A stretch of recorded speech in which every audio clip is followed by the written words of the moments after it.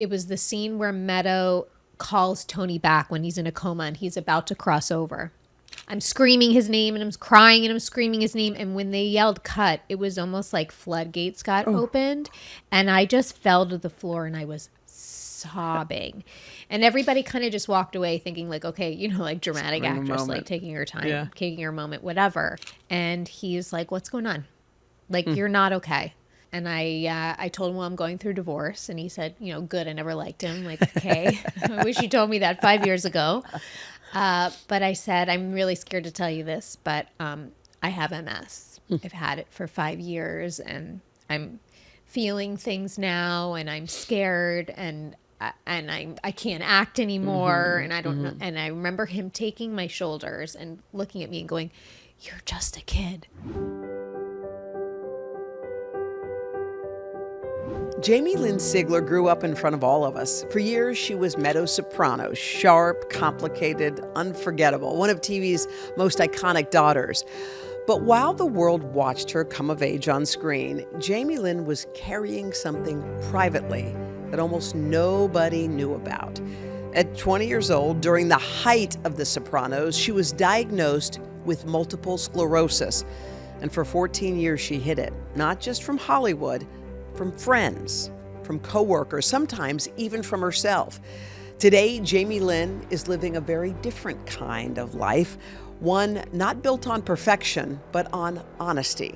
Through her podcast, Messy with Christina Applegate, her advocacy work, and now her deeply personal memoir, And So It Is, she's talking openly about motherhood, fear, identity, shame, resilience, and what happens when you finally stop pretending you're fine. I'm Hoda Kotb, and this is Making Space. First of all, I'm so happy to be sitting with you today. I'm so happy to be sitting with you. It's like, you know, when I'm thinking about conversations I'm going to have about this book, like to think to have it with you, I'm just so happy to be here. Well, I have to say, I cracked open your beautiful book, and I'm just going to let our listeners know it's called And So It Is, a memoir of acceptance and hope. I love that that's how you framed it. And it's a beautiful book, but when I opened the first few pages, it was terrifying to read because you discuss how your son, Beau, was in the hospital, and it was a terrifying time for you. First of all, tell me what was happening and why that was an important place to begin your story. Yes. Well, you know, I started writing the book, but right before he got sick, about a month or two before. I was really trying to figure out, like, what's my way in? Like, where do I begin with my story? I've never written anything before. And all of a sudden, he got very ill. And we found ourselves in the most traumatic and scary time of our lives. And I had to put the whole book on hold. But when I had already pitched and sold the book, it was like, you know, I know all the things that I've been through and who I've become because of them. And it was this summer of being in the hospital with him that almost solidified everything that I have learned and become as a result of everything in my life, that it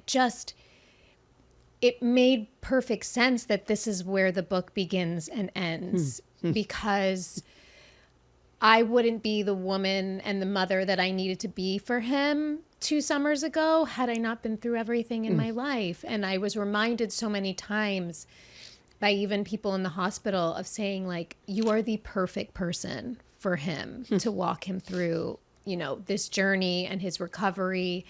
And as terrible as it was also very beautiful. Yeah. And I was able to lean on my faith and my community. And those are all things that have, again, become to me as a result of, you know, a lot of trials and tribulations in my life. What happened to him and how scary did it get for you? So it began with just like high fevers. I'm tired, a little vomiting. We were in and out of first the pediatrician, then urgent care, then ERs, and everything was inconclusive. He just had some virus. He had been at sleepaway camp 2 weeks before.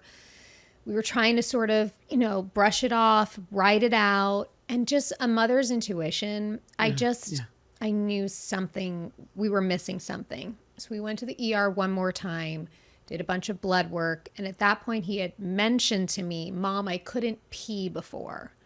So I mentioned it to the doctor, and she said, well, you know, if he peed within the last 12 hours, we're not going to be concerned. And I remember my feet not wanting to move from the emergency room. Like and my husband at that point was just so exhausted, because I was in the hospital myself a week before that. So he was just like, let's just get home. Go. And I just didn't want to leave with him. Our last resort was seeing an infectious disease doctor. It was a Sunday, so we were going to go the next day to see him. And that night, his temperature was fluctuating from 105 to 95 and vomiting. And then you couldn't even touch him near his abdomen because his bladder we learned soon, that was about to burst. So that's eventually what got us admitted into the ER. And then we found that in an MRI, his entire brain and spinal cord was completely inflamed. He had something called ADEM. It is rare, but not rare enough for him to get diagnosed, which, much like MS, is just like a virus, and then your immune system goes haywire and the body starts attacking itself. We thought, over the course of the first 5 days, that if he got some steroids, that we caught it early enough and he would be okay. And he was just a really rare case where he went downhill for 3 weeks and lost all ability to talk, eat. He was on a 24-hour epinephrine drip just to keep him alive. There was a point where I felt I was losing him. I watched his heart rate and blood pressure go down and down and down and down. And the nurse instructed me to get on his bed and call his name back. And it was, and then he went into a severe state of psychosis for 2 weeks. And so we were sort of living with that and not knowing how he would come out. But all to say that he is a miracle and playing baseball again and just finished 6th grade, and he's defied all the odds, and we were speaking earlier, has come back with such wisdom and perspective, and he's kind of like our shepherd of our family now. He's just he has not wavered 1 ounce of his faith. He had a near-death experience. He believes what he saw. What did he see? He saw God. He saw angels. He said he saw my brother. He saw my grandmother. He said everybody's young. And he's had no influence of this. So then he wanted to watch Heaven is for Real, this movie. I know the movie, yeah. And they say everyone is young. And he went, see, Mom, I told you. So it's like, it's very confronting, though, I have to admit, because it's everything I've wanted to believe. Yes. But then when your kid is telling you that, you're like, it's a lot. Oh my God, the wisdom of this kid. So how else does the wisdom appear or show itself? Well, it's brought him some difficulty, because as you imagine going right back into 5th grade as an 11-year-old boy, Beau was like a swaggy, bro before. And not that he still isn't, but he's just has this light and sweetness. Anyone he sees, he wants to tell them how amazing they are and how beautiful they are and what's special about them. And it wasn't very cool. Yeah. So he dealt with a lot of bullying.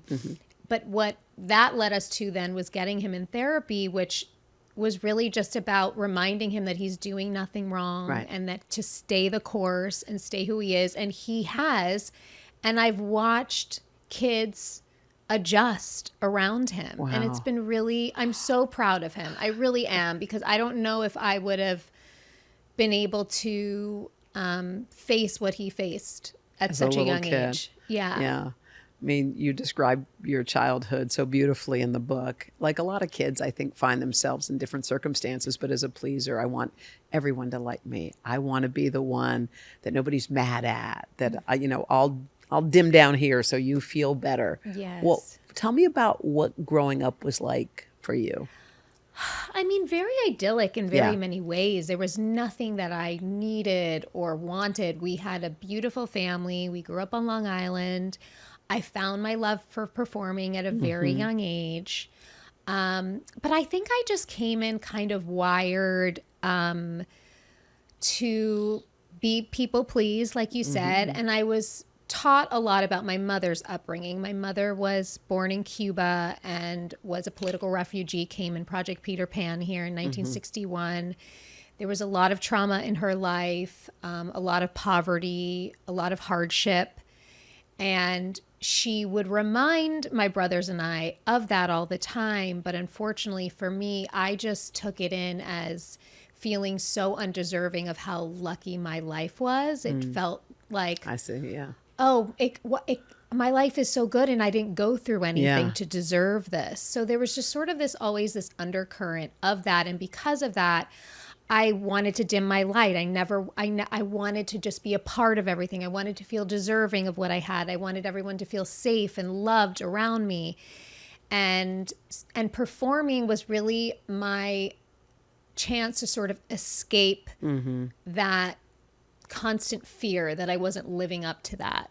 And living on Long Island, there's so much opportunity to explore the arts. There's tons of community theaters and things like that. So that was my life. I was in public school, and then if I wasn't in school or playing softball, I was playing Annie or Sound of Music or Music Man or any of those shows. For someone who wants to please, I know kids can say, oh, wow, cool, you're doing that. That's so cool, Jamie. Or they can say, who does she think she is? Jamie. She thinks she's everything. Sure. So how'd you handle that? Well, I don't know if I had so much of that, but my mom would warn me of Oh, she that. did? It's also maybe, I don't know if it's like because of what she went through or kind of like a Latin mom thing where like everyone's jealous, you can't trust the women. So she was, she would sew an evil eye in my underwear to protect me. My grandmother would say novenas and like kiss my head, make me kiss these prayers before I could even walk out the door. So again, that was another sort of layer of fear that was like, taught to me about that. And yes, I think that was the danger of the industry that I was stepping into was like, obviously you want to succeed. Obviously you want to, get the lead and do these things, but there was danger that came along with that. So I always was, not confused, but like sort of trepidatious about like how much I wanted this, but it fed my soul. It still does. It's like, even my husband told me there's something that comes alive in you when you work that nothing else does for me, You were on the stage, you did all of this stuff, you did Broadway and the rest. And of course, everyone knows you as Meadow from The Sopranos. So getting that gig was a life changer. Yes. Did that come in as a layup? Did that come in as something difficult to get? Completely unexpected. I had, like I said, I was Long Island theater girl. The goal was Broadway, and that was it. I never had any ambitions for film or television, mainly because the few auditions that I would go on, they never went anywhere. And I would also always get like, what is she? Is she Latina? She's not, doesn't look all American. Like back then they kind of wanted to fit you in a box. Yeah. And so when Sopranos came along, they wanted a 16-year-old Italian-looking girl from Jersey. I had the accent. I was 16. I kind of looked Italian. And because of the title, and I've said this before, I assumed it was musical because there was very little details. It was just, didn't give a breakdown about what the show was about or anything. You were like, we'll be singing. Great. Correct. And HBO was a movie channel. Yeah. It wasn't, it was all very confusing. And so I just thought I get to go to the city, go to audition and shop with my mom. There's no way I'm going to get this. So I kind of went in with this, I don't know, like not pick me attitude. And it worked. That's it. Okay, so you get picked, you get the gig, you do the first season. Yeah. And then you describe in detail about how you were sort of fighting body image issues. Describe what that was like for you as a little girl. I think it was just happened to be the timing lining up for me where everybody was becoming very body conscious, 16 years old. And, people were talking about calories. It was like when diet culture was really big, right? Like everything fat free and all this. And, I was kind of buying into it. My body was changing. And then when I saw a screening of the pilot, I was just so disappointed. I didn't look like the girls that I watched on TV. I didn't look like the girls on the CW shows that I loved. It just it was so blaringly obvious to me that I was not the picture of a Hollywood young star. And it lined up also with my first heartbreak. My first boyfriend broke up with me. And I just thought, all right, I'm going to lose a couple of pounds. Was there social media? There wasn't any social media then. Was there Nothing. anything public that made you look at yourself and say, are these people criticizing me? Am I getting criticized? I think it was very innocent, but I remember my mom sort of making a comment one time about my stomach and noticing some rolls and things like that. But again, I think if I wasn't in the very fragile state I was in, maybe that could have rolled off my shoulder. But it was just like it was a perfect storm of all of these things where then, I started to lose weight, and because everything was feeling overwhelming for me and I was good at that, it kind of became about control. It wasn't about the weight as much. I didn't like what I saw in the mirror with how thin I was getting, but every time I saw the scale go down when I stepped on it, I was successful. So this was in between seasons? So this was in between the pilot and the second episode. So we had a full year because we didn't know if it was going to be an actual show or not. So they kind of sent us on our way thinking no one's ever going to watch this when the pilot wrapped. And then so I would say we wrapped it in August. All this eating stuff started in about October, November, and we found out in January, February, the show was going to be picked up and we were going to start filming in June. So it was almost like a whole year. Wow. So by the time we found out the show was getting picked up, I was 30 pounds lighter. 30? 30? Yeah. Holy moly. Yeah. So and not knowing how to get off that train. I just didn't know how to stop. When you're in the throes of an eating disorder, your thinking is so black and white. Yeah. And it was either I'm this thin or I'm incredibly large. Right. And there's no in between. And I just didn't know how to make the adjustments. My parents didn't know how to help me. I mean, it was overwhelming for everybody. I mean, I can't imagine, first of all, just being 16 in front of everybody is enough as it is. So when you went back for season 1, were they saying, what'd they say when they saw you? I almost got fired, for sure. So part of my eating disorder was over-exercising. Oh. And at that point, I had promised my parents that I would just go for walks. I wouldn't exercise too hard. Mm-hmm. And I put my little Discman in my backpack and was walking around my neighborhood. And when I would get far enough from my house, I would run. And one day I was running and I tripped and fell and scraped my face, came home. Now knowing the show was going to go back on, my mom took me to this plastic surgeon to do the stitches to see. And he says to this really impressionable, fragile young girl, and I don't blame him, but you know what? Let me just fix the tip of your nose, especially because you're going to be on TV. And again, we're so green, we're not thinking anything. So not only did I go back to this second episode 35 pounds lighter at that point, but with a different face. Oh, geez. And I was probably one of the scarier days of my life walking into that second episode read through, because I was trying to have some sort of mask of denial and, believing that no one will really notice or say anything. And it was quite the opposite. And so after the read through, my mom was called in because I was under 18 at the time. Yeah. So she had to be with me and they had a talk with her.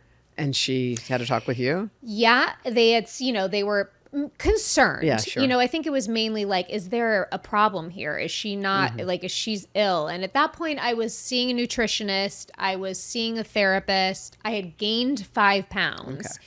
So I was trying. And then I don't know exactly how it went down. They allowed me to start filming. And a girl at my local dance class a few weeks later had mentioned to me, what's the show that you're on? And I said, it's called Sopranos. And she said, is your character Meadow? And I said, yeah. And she goes, oh, I'm auditioning for that part tomorrow.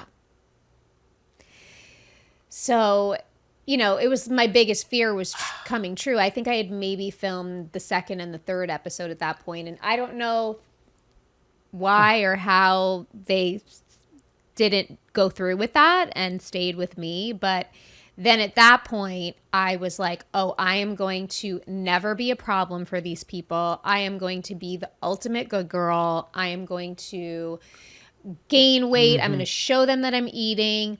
And I have to say, like, on any season of that show, no matter what anyone was going through, no matter what size I was always met with such love and support and never judged and never questioned. But then I went the other way and gained like 45 pounds. And then when the second season came around, I was heavily made fun of to my face most By of the whom? time. Press. I remember I was on a radio show and they had live callers, and this guy was like, hey, my friend and I have a bet and I want to see who's going to win. How much weight did you gain? And Oh my gosh. yeah, and I was 17. come I was on. 18, and I was dealing with fame for the first Yeah. time and being in the public eye and all that comes with. And it was, and also obviously still being in the throes of an eating Yeah. disorder and trying to figure out how to take care of myself. And it How was, did you not collapse through that? I mean, that's...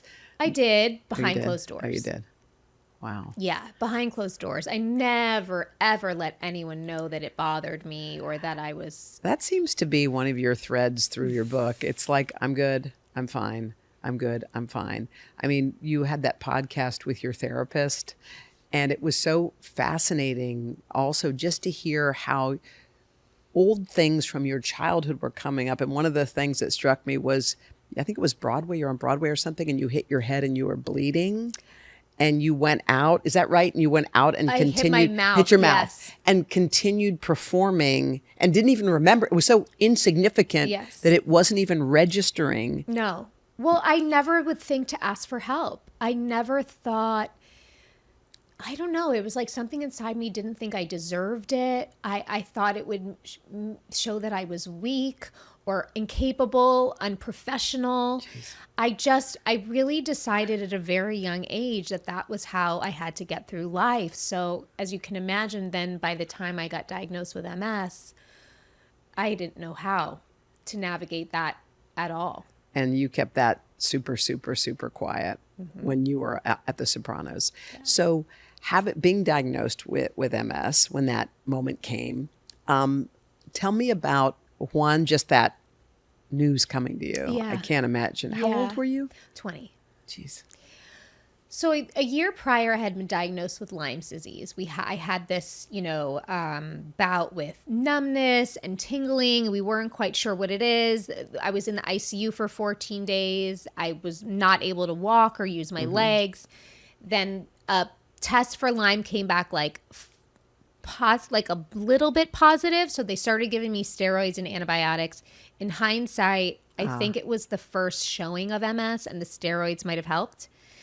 So then a year and a half later, I started sort of feeling the same things. I went to the ER just assuming, I know what this is. Yeah. It's Lyme's. And they were like, no, we need to do an MRI. We need to do a spinal tap. And so when the neurologist came in and said, you have MS, I remember it was almost like he started talking and I stopped listening. I don't know if it was my age or what, but it's like I didn't want any more information. I didn't want him to tell me anything else. I want to forget what you just said. And I remember going home later that day with my boyfriend, who was my first husband, and my parents, and there wasn't any discussion of how are you doing? Like, what is MS? Let's research this. Let's figure this out. It was like, I remember everybody sort of pacing around the apartment being like, we cannot tell anybody Oh my gosh. about this. So it was all about keeping the secret. And did you figure out, you knew what it was and what it would do? Did No. you? Oh, nothing. No. You just, all it was a secret. All it was a secret. And I remember about a week or two later, I had to go do like the physical that you do before each season. You see this doctor, and basically you go and talk. It's kind of a BS physical where they're like, okay, you're good to film. And I remember being in the waiting room and filling out the paperwork and all of a sudden seeing like neurological symptoms. And I'm like, oh my gosh, this is a completely different thing for me now. Right.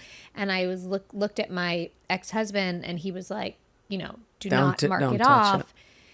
And I remember handing the paperwork and just feeling so guilty and so wrong that I had just lied. And when I went into his office and I sat across from him, I just blurted out, I have MS. I just got diagnosed with MS. And he said the same thing that everybody else said, was I would advise you to keep this a secret. Like, if you're not symptomatic, if you are still presenting as able-bodied and healthy, I just don't think that you ruffle any feathers.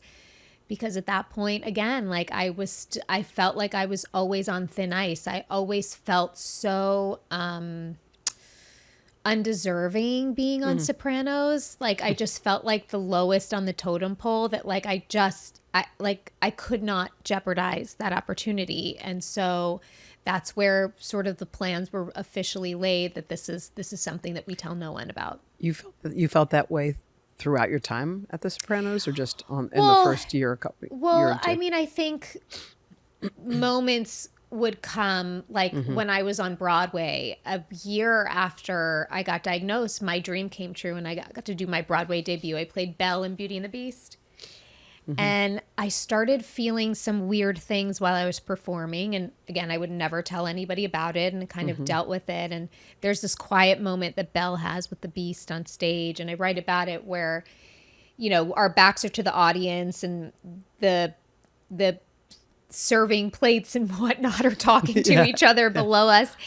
And I don't know what came over me, but I looked at Steve Blanchard, who played my Beast, and I said, I have MS. I just got diagnosed a year ago, and I'm like so scared, and I don't know. I'm so sorry. I'm such a jerk for doing this for you, like mid-show. We have to turn around soon and play Beauty and the Beast. And he looked at me, and he was like, if I could hug you right now, I would. My mother has MS. And it was almost like an angel said to me in my ear, and I listened to my intuition, because then every night for the rest of the run, it was our time. I could tell someone. I could talk to him about it. He could tell me about his mom and her experience. And I was just so grateful to have had that. And so over the years, there would be just little moments where I would test, like, can I tell? And then on Sopranos, the first person that I told was James Gandolfini. How did he receive it?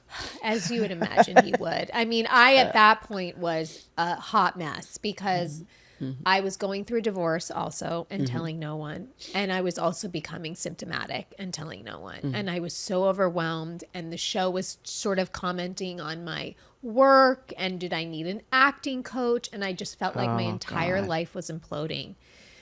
Talking about calling someone back. It was the scene where Meadow calls Tony back when he's in a coma and he's about to cross over. And I remember them like just kept it rolling, and I'm screaming his name, and I'm crying, and I'm screaming his name. And when they yelled cut, it was almost like floodgates got opened, and I just fell to the floor, and I was sobbing. And everybody kind of just walked away thinking like, okay, like dramatic actress, like taking her time, taking her moment, whatever. And I kind of got up, and I was walking down.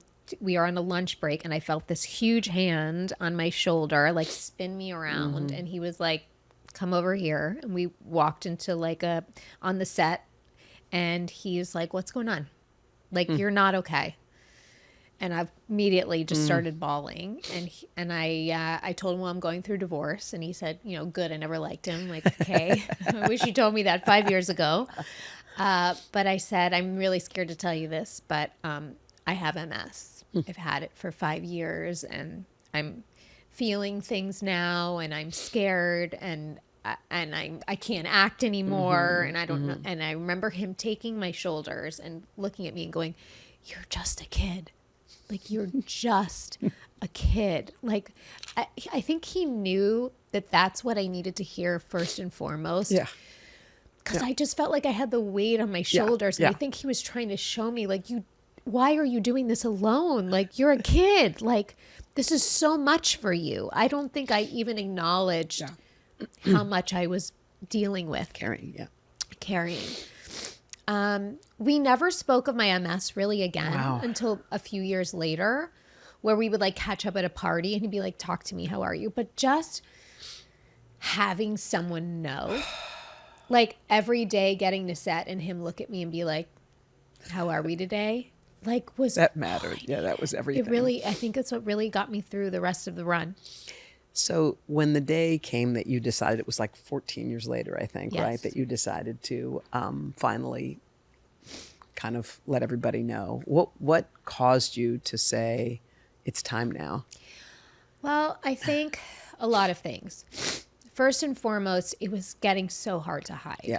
I mean, at that point, the disease had progressed to such a way that it was clear that I was impaired in my walking. And so anytime I worked, it was, you know, I have a back issue, I have a knee issue, I have this, and that was just exhausting and difficult. I had a lot of people around me, my fiance, baby daddy at the time, and all of my friends, you know, gently trying to say like, why are you doing this? And I also had a little boy. I had a 2-year-old little boy, Beau, and I just would look at him and think, he's going to get to an age soon where I have to explain why mommy's slow and why mommy can't do certain things.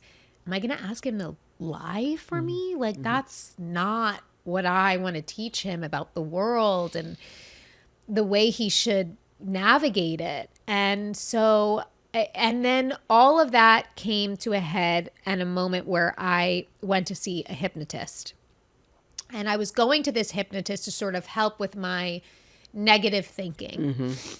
And when I was walking up to his house, he was waiting at the top of his driveway. And I walked up and I was staring at the floor as I walked up, which I always do.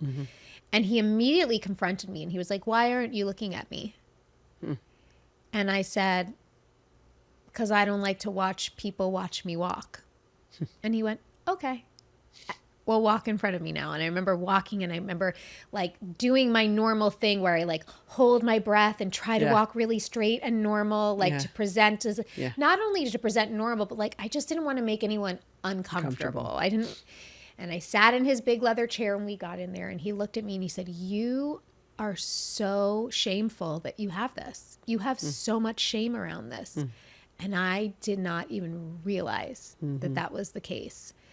And I came out of that hypnosis and I remember kind of feeling like, I don't know if you've ever been hypnotized, but I mean, it's Never, kind of but after a deep meditation, if you ever had one, you're just kind of like floating a little bit, you know, like you're very present. You don't want to look at your phone. You're just kind of like so open and aware.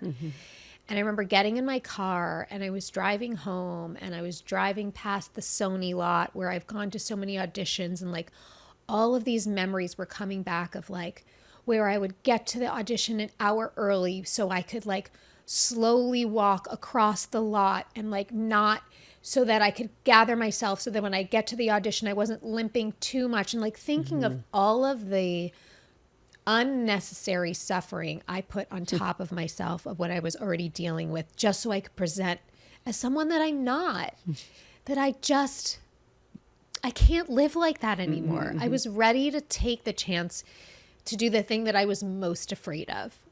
And so that's what brought me to the moment of feeling, I don't know, brave enough to share that I had MS. Your kids, it must have been a big one to tell them. How did you tell them gradually as they were? Like how? They don't know any other way. Yeah. Like even this past weekend, because now both my kids play baseball and my husband coaches Beau's team. So I'm with my little one, Jack. It was super hot yesterday in Texas. It was like 100 degrees. I'm doing the wagon. It's like gravel. It's all over. And he was like, come on, mom. And I was like, hey, Jack, I need you to learn something about mom. When it's really hot, it makes it a lot harder for me to move around. And he was like, it does? I was like, yes. He's like, do you want me to push the wagon with you? I was like, yes. How old is he? He's 8. 8, yeah. So it's just in moments. Yes. But I don't hide anything. But it's, you know, there's just when things arise, we talk about it. But they know that this is what I have. They've like I said, only ever known me this way. But I will say, I think I've been most insecure about my MS when it comes to motherhood because, I'm confronted with having to make choices every day that me, Jamie, wouldn't make, but I have to because I have MS. And it's the most heartbreaking when I have to make those adjustments. Tell me, yeah. It's as little ones as if like we can't play in the mother-son kickball game. Yeah.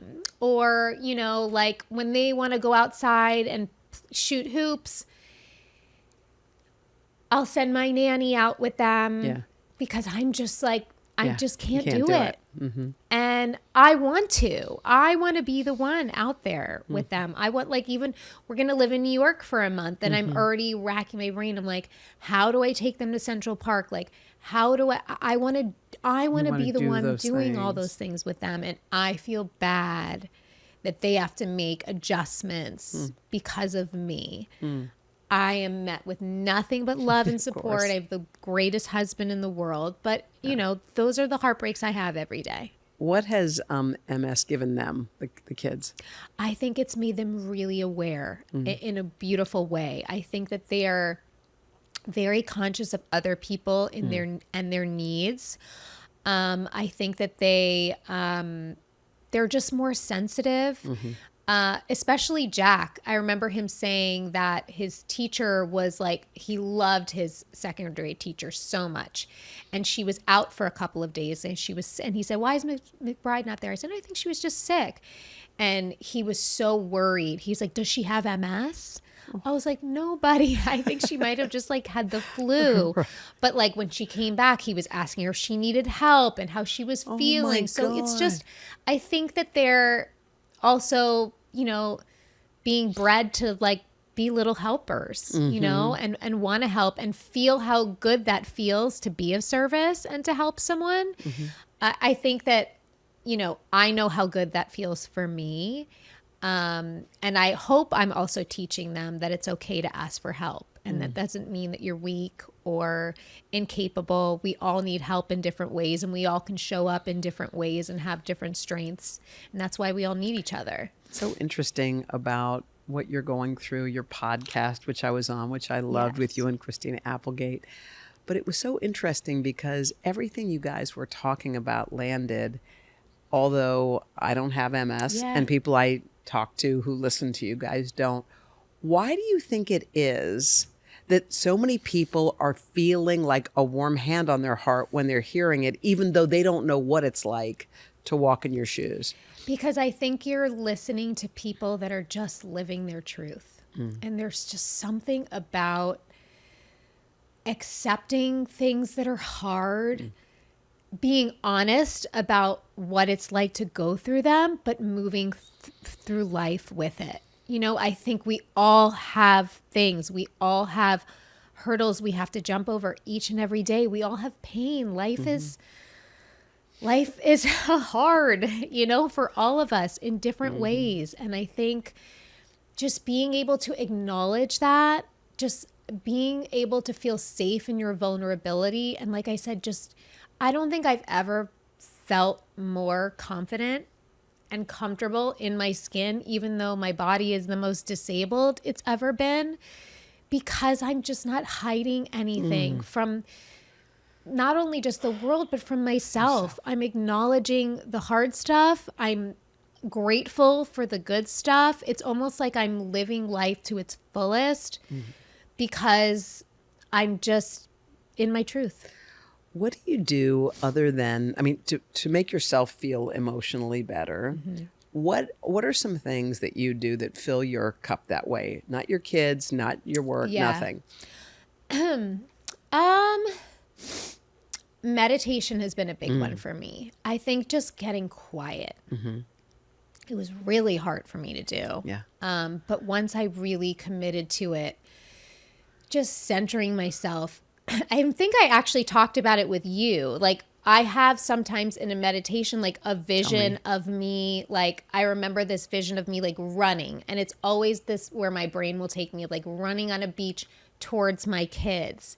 And when I come out of it, I feel like it happened. You know, like who's to say it didn't in some other, like playing some other world, like being able to sort of, and it's not always a fantasy about living in a perfect body, but it's just being able to sort of tune out all of the noise, all of the stories, all of the things that I, tell myself about who I am and the world around me, and just kind of finding that peace has been a huge, huge part of my healing journey. I'm a huge believer in therapy. Mm-hmm.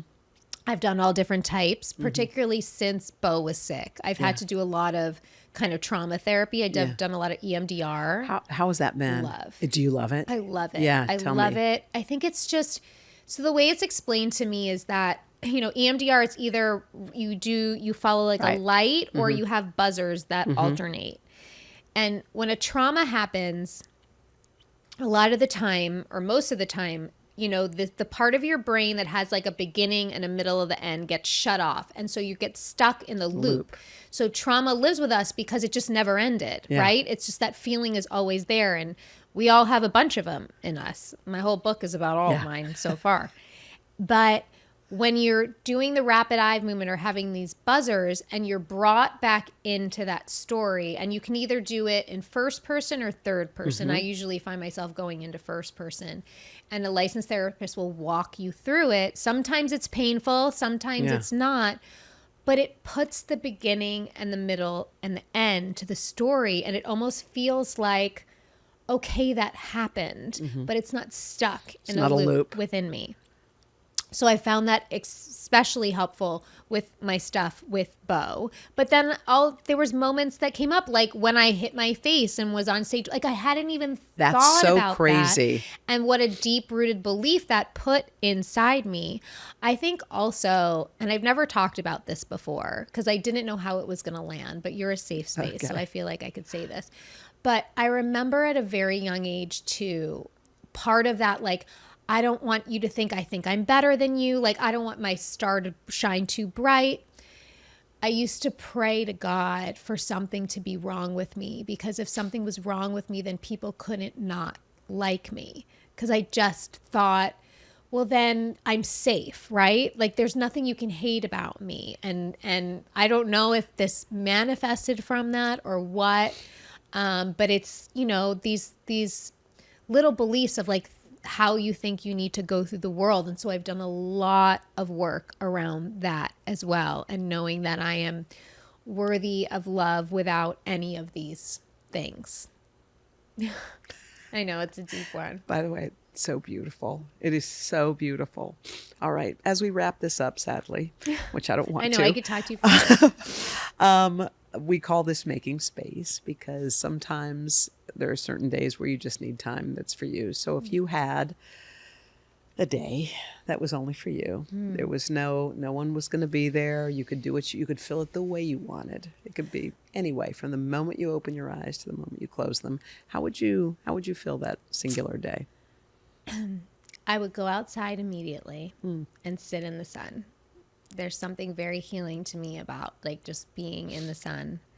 I'd have a really sweet cup of coffee that tastes like cake. I would be in a body of water with my family because that's where I feel the most free. I would sit at a piano for a little while and sing. You do that? I didn't know. When no one's home. When no one's home. Okay. Only just me. Either go see a great movie or a Broadway show, and then have all of my friends over for a game night. By the way, that sounds like the perfect day. Doesn't it sound like the best day? You guys pick up Jamie's book. It's called And So It Is, a memoir of acceptance and hope. Thank you, Jamie. Thank you Love so you. much. Love you.